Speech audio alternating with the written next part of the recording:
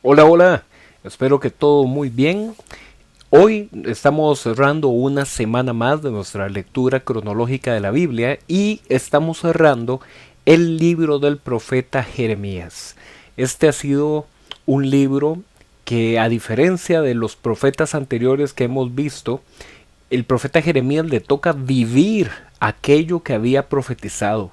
Recordemos que desde los primeros capítulos él venía señalando contra Judá y su capital Jerusalén, que si no se volvían a Dios de todo corazón y si no se apartaban de la idolatría que estaban cometiendo, entonces vendría un gran juicio sobre ellos, y que ese juicio vendría de Babilonia. A Jeremías le tocó vivir, experimentar lo que fue su profecía, porque vimos cómo durante su ministerio, que fue largo, de bastantes años, le tocó ver a diferentes reyes y cómo esos diferentes reyes fueron buscando apoyo en Egipto, apoyo político en diferentes lugares, pero no buscaron a Dios, que era su protector, era el que realmente les podía traer salvación. A Jeremías le tocó vivir eso. Y vimos que después de que la ciudad de Jerusalén fue quemada, los muros fueron destruidos y el templo también fue destruido, Jeremías quedó junto con una parte del pueblo que dejaron en Jerusalén para que se encargaran de cuidar los campos, de cultivar la tierra, porque bueno, a esa tierra le tenían que seguir sacando provecho, pero esta vez para enriquecer a Babilonia. Colocaron entonces a un gobernador que ya vimos en capítulos anteriores, Gedalías. Ese gobernador tenía que estar básicamente vigilando que la región siguiera produciendo con la tierra, que el grupo que había quedado, ese remanente de pobladores que habían quedado, cumplieran con sus deberes. Y entonces Gedalías era, por así decirlo, un administrador nombrado por Babilonia. Pero eso no le gustó a algunos otros que veían en Babilonia al enemigo y por lo tanto interpretaban que estar colaborando con los babilonios era una forma de traición a los israelitas, en este caso a los judaítas. Así es que terminan matando a Gedalías y quieren entonces consultar a Dios. Señor, por medio de Jeremías, dinos qué nos conviene más.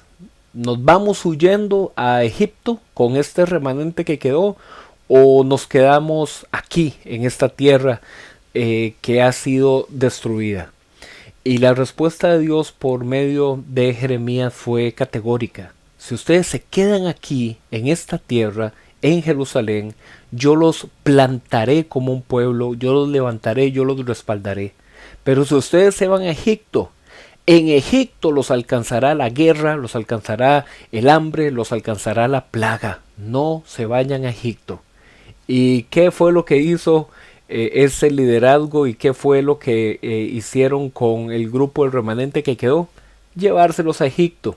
Entonces, una vez más, como lo hemos visto de forma constante en todos estos libros proféticos, el pueblo volvió a desobedecer la voz de Dios.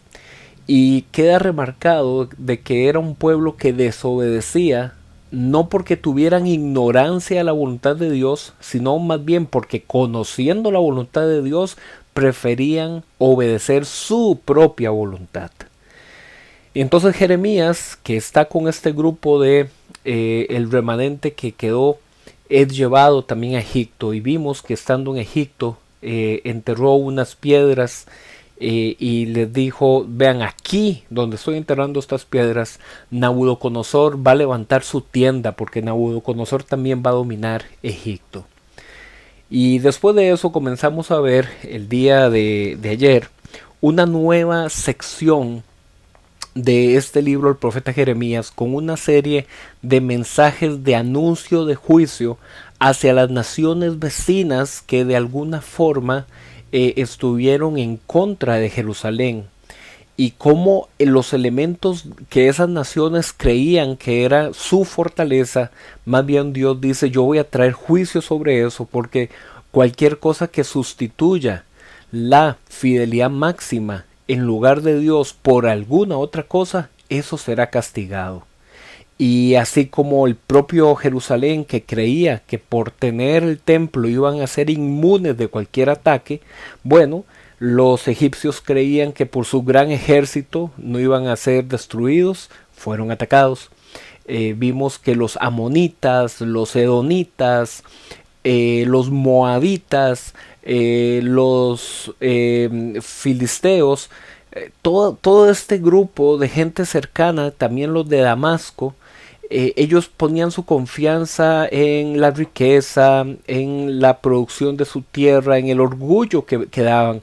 Y Dios los fue entonces anunciando que iban a ser humillados.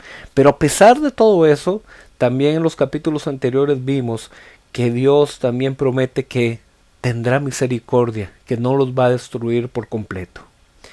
En estos capítulos de hoy, Jeremías 50, 51 y 52, vamos a ver también el anuncio de un juicio en contra de aquel que estaba dominando, Babilonia. Babilonia, que se encontraba en la región mesopotámica, que esto significa estar en medio de dos ríos, y esos ríos eran el Éufrates y el Tigris.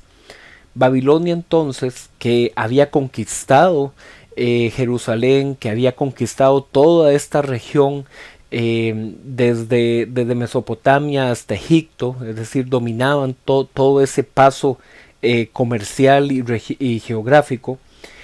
También ellos iban a ser después dominados y conquistados. Era como una forma de decir, sí, Babilonia está siendo un instrumento, una herramienta de Dios para traer juicio, pero el propio Babilonia no significa que sea justo, ni santo, ni bueno. Ellos también oprimen, ellos también son injustos, ellos también son violentos, y ellos también van a recibir entonces el castigo por su maldad. Entonces vemos en Jeremías 50 que se nos indica que este reino que ataca y que conquista a las naciones también va a llegar a ser humillado, en este caso por los persas, y eso ocurriría en el año 539 a.C., donde los persas, en una coalición que se llegó a conocer como el Imperio Medo-Persa, una coalición de diferentes pueblos que vivían en esa zona, llegaría a dominar a los babilonios por medio de Ciro. Y eso sucedió, como ya lo dijimos, en el 539 a.C. Se indica también aquí que así como Israel y Judá han sido exiliados como si fueran un rebaño esparcido, un rebaño de ovejas perdidas, descarriado por sus pastores, y esos pastores son los gobernantes, son los sacerdotes que ha tenido Israel y Judá, y que además de eso, además de haber sido entonces exiliado, descarriado, también ha sido devorado por leones. Y aquí los leones es una forma de referirse al imperio asirio, que conquistó el reino del norte, y ahora el imperio babilónico, que conquistó el reino del sur. Pero a pesar de todo eso, Dios promete que después ellos volverán a su redil. Se sigue aquí con esta ilustración de imaginarse el pueblo como un rebaño que ha sido perdido, descarriado, devorado, pero que Dios los volverá a restaurar en su redil. Por eso es que viene una instrucción: salgan de Babilonia, salgan de Babilonia. Después, cuando lleguemos al libro de Apocalipsis dentro de varios meses adelante, recordaremos esta frase. Cierro paréntesis. ¿Por qué deben salir el pueblo de Babilonia? Porque Babilonia también será hecha ruinas. Sobre Babilonia pasará lo mismo que ellos le han hecho a otras naciones. Ahora entonces vemos que se invierten los papeles. Ahora este león se convierte en la presa. Y todo esto es interpretado como el día de la venganza contra Babilonia por lo que le hicieron al templo de Jerusalén. Y de esta forma los ídolos de Babilonia quedarán humillados y sus ríos se secarán. ¿Se acuerdan que al principio dije que Babilonia estaba en la región mesopotámica, que eso significa la región en medio de dos ríos, que son su gran fortaleza, en aquello en lo que ellos confían. Bueno, aquí dice, sus ríos también se secarán. En Jeremías capítulo 51 se continúa este mensaje, este oráculo en contra de Babilonia. Y se anuncia, huyan de Babilonia porque será atacada por las naciones extranjeras. Como ya dijimos, esto es una alusión a la coalición de los medos y los persas. Y que esa será la venganza del Señor por lo que los babilonios le hicieron al templo. Se reitera la misma idea. Los ídolos de Babilonia son nada comparados con el verdadero Señor, el que vive, el creador del cielo y de la tierra. Jeremías entonces pide que este mensaje sea escrito y que sea llevado a Babilonia por Seraías, que es el hermano de Baruch, su secretario, para que sea leído allá en Babilonia y que después de que sea leído se haga una acción simbólica de tomar ese rollo con esta profecía de que Babilonia va a caer, se ate el rollo a una piedra y después lo arrojen al Éufrates. Era una forma de decir, así como se hunde este rollo en esta piedra, en este río, también Babilonia será hundido para no volverse a levantar. Muy interesantemente, el capítulo 51 termina con una expresión muy interesante. Dice, aquí concluyen las palabras de Jeremías, por lo que se considera que este capítulo corresponde a el cierre realmente de ese mensaje que venía desde la figura de ese profeta Jeremías, y que entonces el capítulo que conoceríamos como el capítulo 52, el capítulo de cierre, posiblemente haya sido un anexo posterior de la época de Jeremías, porque justamente este capítulo 52 es un texto paralelo a también el cierre de Segunda de Reyes, ya que aquí se repasan las acciones del rey Sedequías de Judá y cómo todas esas acciones desencadenaron en el exilio en Babilonia. Se vuelve a repasar que los babilonios se encargaron de dejar en ruinas a Jerusalén, despojarlo de sus tesoros, llevar a su población a un cautiverio masivo.